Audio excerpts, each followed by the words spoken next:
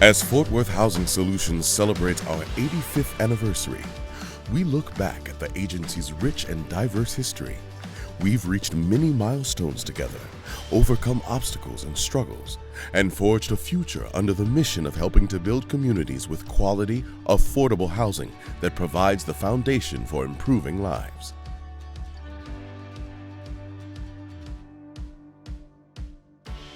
The city created Fort Worth Housing Authority near the end of the Great Depression. During this time of great need, with many of the Fort Worth's poor citizens living in shanties and ramshackle shelters, the authority developed Butler Place and Ripley Arnold Place.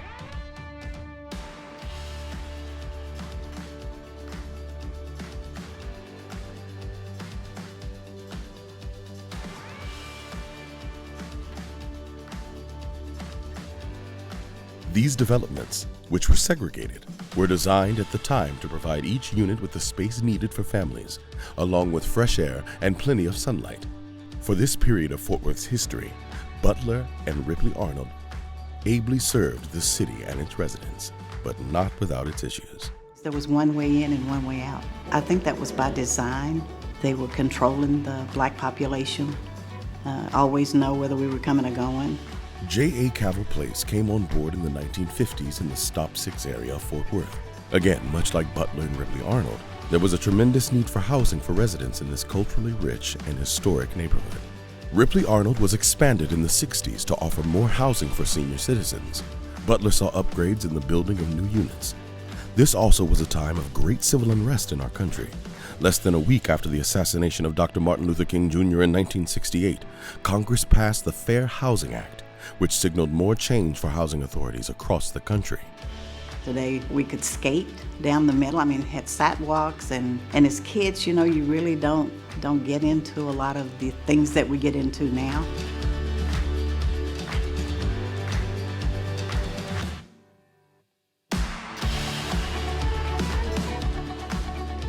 The federal housing program labeled Section 8 was established as part of the Housing and Community Development Act, opening the door for low-income residents to live in single-family homes in better neighborhoods around the city.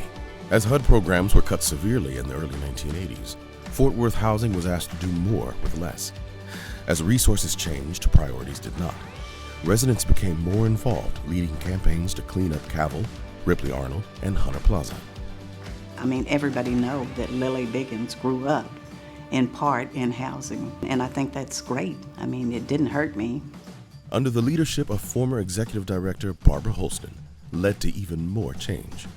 The agency's mission began to evolve from just providing safe and affordable housing.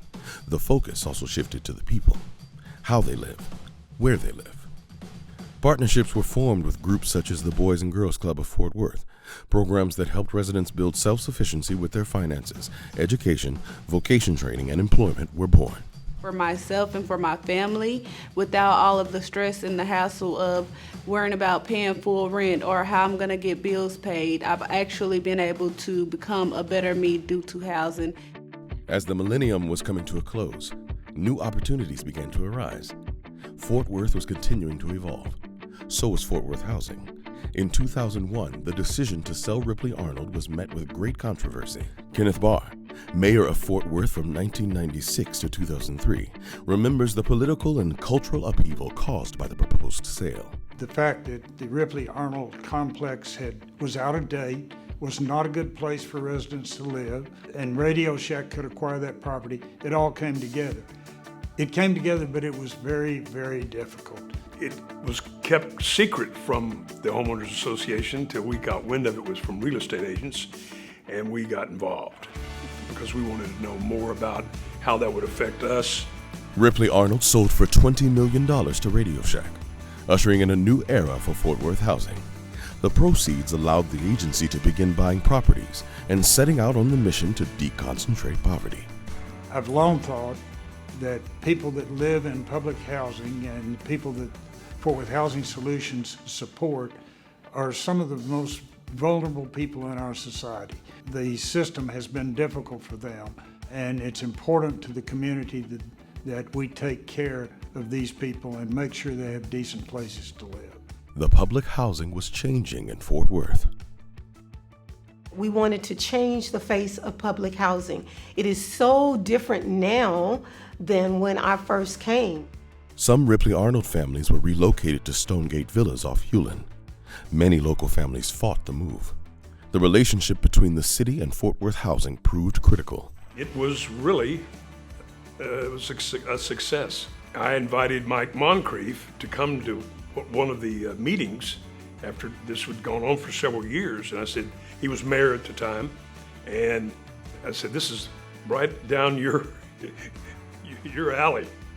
As our portfolio continued to grow, with new properties breaking ground, Fort Worth was grappling with homelessness. Mayor Mike Moncrief pushed for programs and policies to give this population in need dignity, resources, and a roof.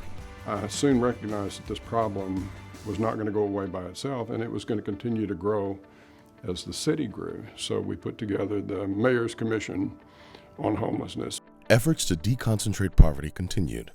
Properties such as Overton Park Townhomes, Candletree Apartments, and the Pavilion at Samuels came on board as affordable housing was being offered in more council districts across Fort Worth.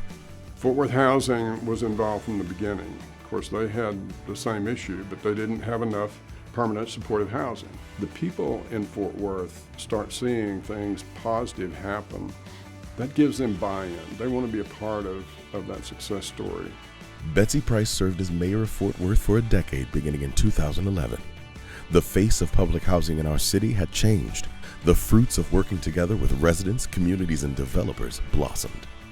We developed public-private partnerships with the housing solution. Traditionally, the housing solution has been, just into furnishing affordable housing, and we really changed the focus to workforce housing.